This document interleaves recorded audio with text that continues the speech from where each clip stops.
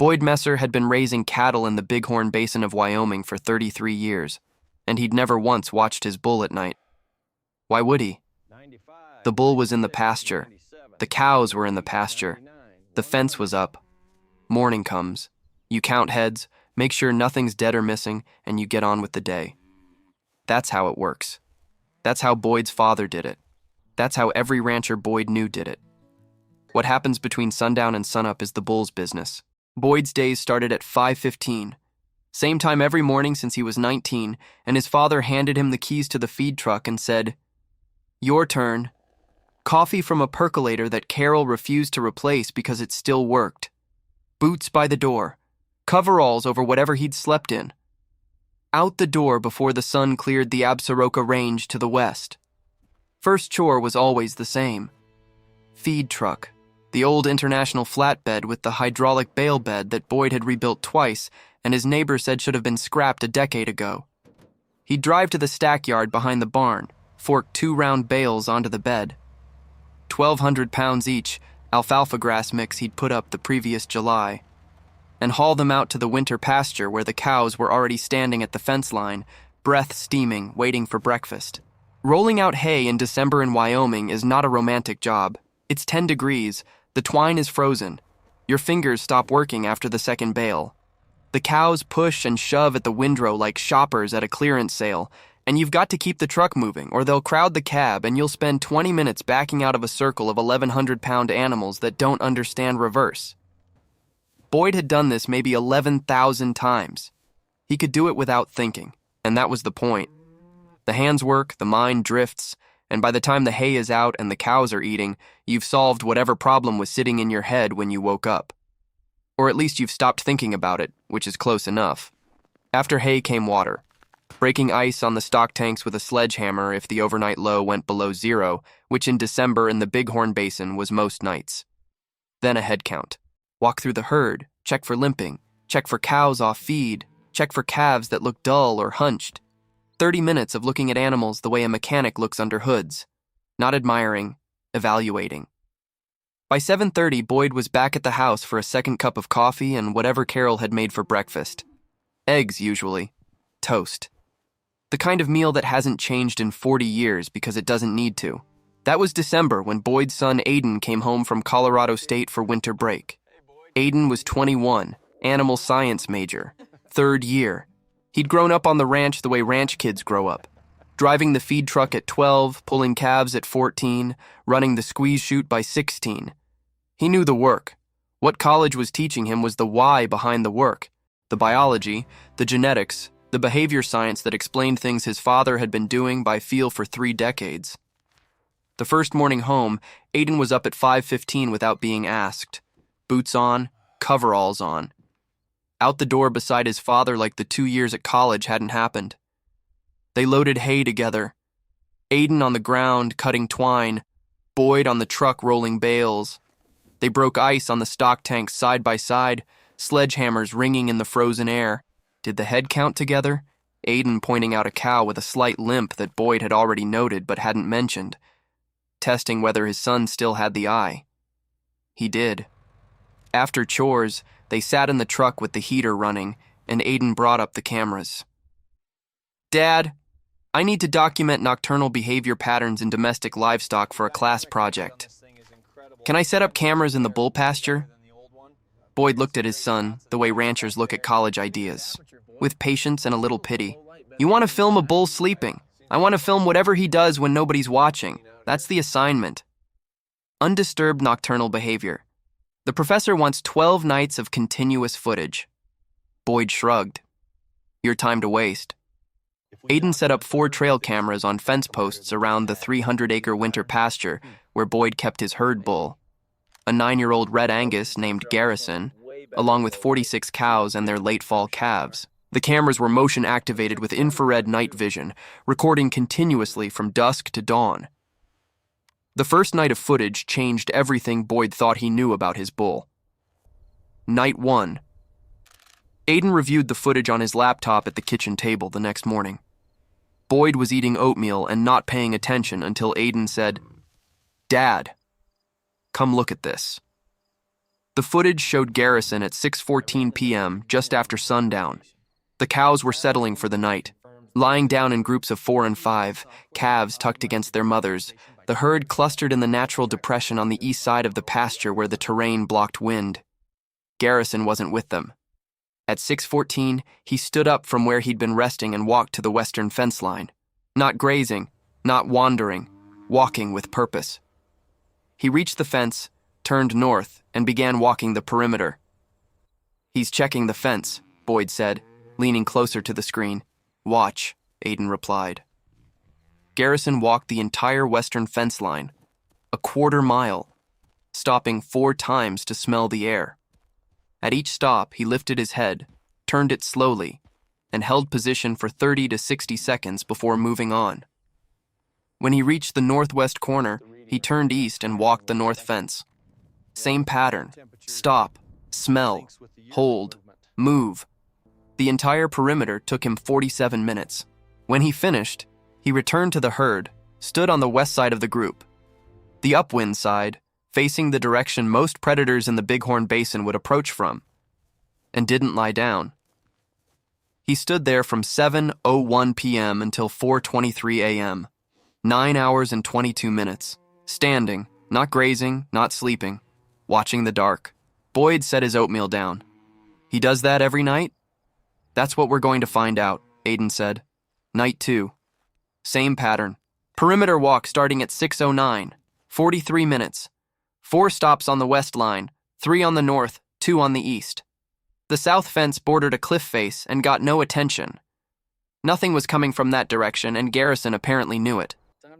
After the patrol, he positioned himself on the west side of the herd, stood until 4:31 a.m. This time, the cameras caught something else. At 1:17 a.m., a coyote appeared on the west fence line. Single animal. Moving along the outside of the wire, nose down, following scent. The coyote was 200 yards from the herd. No immediate threat, just passing through. Garrison's head turned toward it before the coyote was visible on camera. He'd heard it or smelled it before the infrared picked it up. The bull didn't charge, didn't vocalize. He took 4 steps toward the fence, just 4, and stopped. Head low, weight forward. The posture of an animal that is committed to a direction but hasn't committed to speed yet. The coyote stopped, looked at the bull, turned around and went back the way it came. Total interaction, 11 seconds. No contact, no noise. Just a bull that shifted his weight and a coyote that decided the math didn't work. Boyd watched the footage 3 times. That coyote was 2 football fields away. How did he know? "Wind," Aiden said. "He's positioned upwind on purpose. He smells everything before it gets close." Boyd leaned back in his chair. 33 years, and I didn't know my bull was doing perimeter security every night like a soldier on watch. The days between camera reviews fell into a rhythm that felt like the ranch Boyd remembered from childhood, when his father was still alive and there were 2 pairs of hands for every job. Aiden fixed the south gate hinge that had been grinding since October. He re-welded the hay feeder that a cow had bent by rubbing on it all fall. He drove into Worland for mineral blocks and came back with the truck bed loaded and a bag of Carol's favorite coffee from the grocery store that Boyd never remembered to buy. They moved hay together every morning, Aiden running the tractor now while Boyd stood on the flatbed cutting twine, a reversal of roles that neither of them mentioned but both noticed. The old International still ran, barely. Aiden looked at the engine one afternoon and told Boyd the injector pump was on borrowed time. "It's been on borrowed time since '09, Boyd said, still pumping. "That's not how injector pumps work, Dad. It's how mine works." They checked fence on the north line one afternoon. 3 miles of wire that followed the ridge above the winter pasture. Aiden drove the ATV, while Boyd rode the passenger rack with a bucket of staples and a fencing tool, hammering loose staples back into cedar posts that his father had set in the 1980s. The posts were still solid. Cedar lasts. Boyd's father knew that. From the ridge, they could see the entire winter pasture. Garrison was grazing on the east side with the cows, just a bull in a field. Nothing to suggest what the cameras were recording every night. "He looks so normal during the day," Aiden said. Boyd hammered a staple. That's because you're watching. He knows you're watching. The real him comes out when nobody's looking. That might have been the most philosophical thing Boyd Messer had ever said. He went back to hammering staples like it hadn't happened. Night 4, the patrol was the same. The positioning was the same. But at 2:40 a.m., the cameras captured something that made Aiden pause the footage and call his professor. Garrison left his position on the west side and walked into the middle of the herd. He stopped next to a cow, number 23, a 6-year-old with a November calf.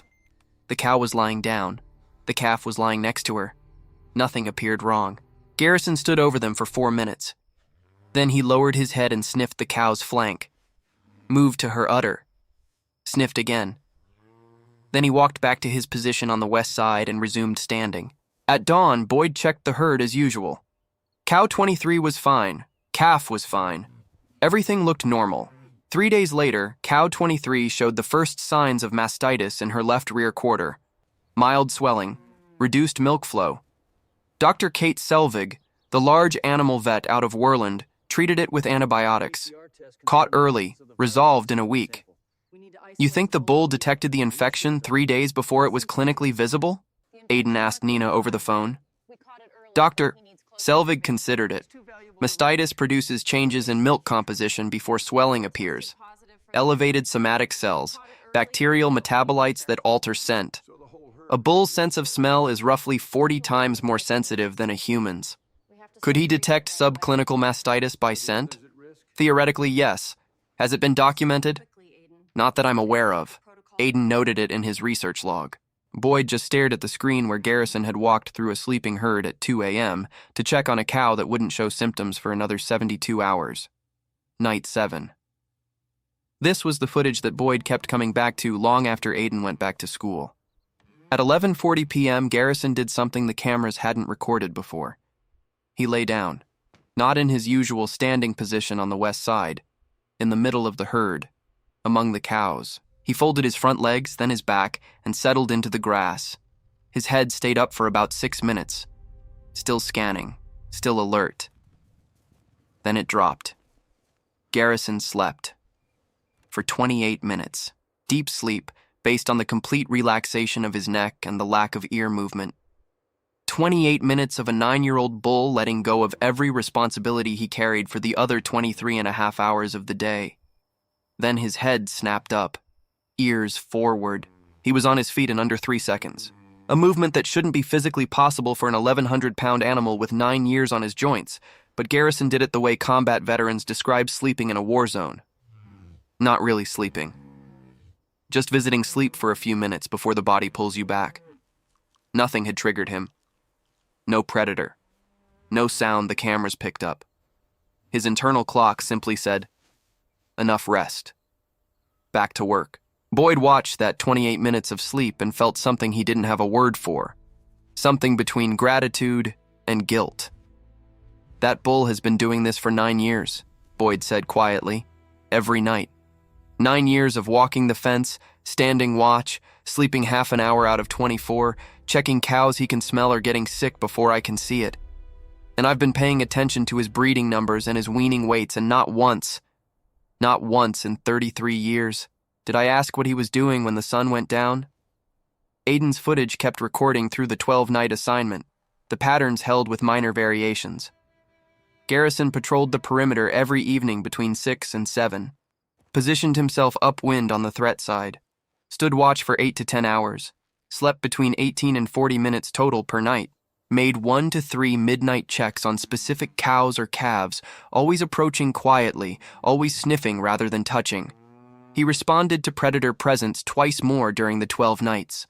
Once to a second coyote, same 4-step forward, same result. Once to a red fox that came within 50 yards of the herd. Garrison walked toward it slowly, and the fox disappeared. No charges, no bellowing, no drama. Just positioning. Presence. The quiet mathematics of a prey animal that had figured out how to make predators recalculate without ever making contact. Aiden submitted his paper in January. His professor gave him the highest grade in the class and asked permission to share the footage with the animal behavior department. The response from the department was immediate. "Nobody films working bulls at night," one researcher told Aiden. "We have extensive data on daytime behavior. Grazing patterns, social hierarchies, breeding activity. But nocturnal behavior in domestic bulls on rangeland? It's a black hole. Your footage shows behaviors that ranchers have probably known about for centuries, but never documented because... Why would you put a camera on a bull?" Boyd had his own answer to that question. "You wouldn't, because you assume he's sleeping. You assume the night is dead time. You assume the only hours that matter are the ones you're awake for." He paused. "I've been wrong about that for 33 years, and I'm probably not the only one." Spring came. Aiden went back to Colorado State. The cameras came down. Boyd drove him to the bus station in Worland on a Sunday morning. They loaded Aiden's bags and stood in the parking lot for a minute. The way fathers and sons stand when neither one wants to say the thing that would make the other one stay. "You coming back this summer?" Boyd asked. "If you'll have me." Boyd looked at his son, the kid who used to ride in the feed truck before he could see over the dashboard. The young man who could read a cow's limp from 100 yards and fix a gate hinge and drive the tractor and review trail camera footage on a laptop that Boyd still didn't fully understand how to turn on. "There's always work," Boyd said, which was his way of saying yes, which was his way of saying, "I need you here," which was his way of saying everything he'd never learned how to say in 57 years of being a man in Wyoming. Aiden nodded, got on the bus. Boyd drove home alone, fed the cows, broke ice, counted heads. Garrison went back to doing what he'd always done, grazing during the day, looking like any other bull, giving no indication of the second life he led between sundown and sunup. But Boyd was different. He started checking the herd at 10 p.m. before bed, not driving out with a spotlight. That would disturb the pattern, just walking to the ridge above the winter pasture and looking down. Most nights, he could see Garrison's silhouette on the west side, standing, head up, facing the wind. And Boyd would stand there for a few minutes and do something he'd never done in 33 years of ranching. He'd say goodnight to his bull, not out loud, not sentimentally, just a nod in the dark toward an animal that had been pulling a shift nobody knew about for 9 straight years. His wife Carol asked him once why he stood on the ridge every night. Boyd took a while to answer. Because he's out there working. And for 33 years, nobody said thank you. I figure that's long enough. Carol looked at him. You're thanking a bull. I'm acknowledging a bull. There's a difference. She didn't argue. Garrison is 11 now. He still patrols, still stands watch, still sleeps less than half an hour a night. Boyd suspects he's been doing it since he was 2. Since the first night he was turned out with cows and something in his wiring said, "This is your herd. This is your ground." And nothing gets through. 9 years of that. 3,285 nights. Roughly 30,000 hours of standing in the dark, while every other animal slept. Nobody told him to do it. No trainer, no handler, no instinct program from a university. He just does it. And when you ask Boyd Messer what really happens to his bull at night, the answer is simpler and bigger than any study or paper or camera could capture. He works. While you sleep, he works. And the only reason you've never seen it is because the moment you show up, his shift is over. He lies down. He grazes. He looks like every other bull in every other pasture. But he's not. He's the one who was up all night, making sure you had something to count in the morning.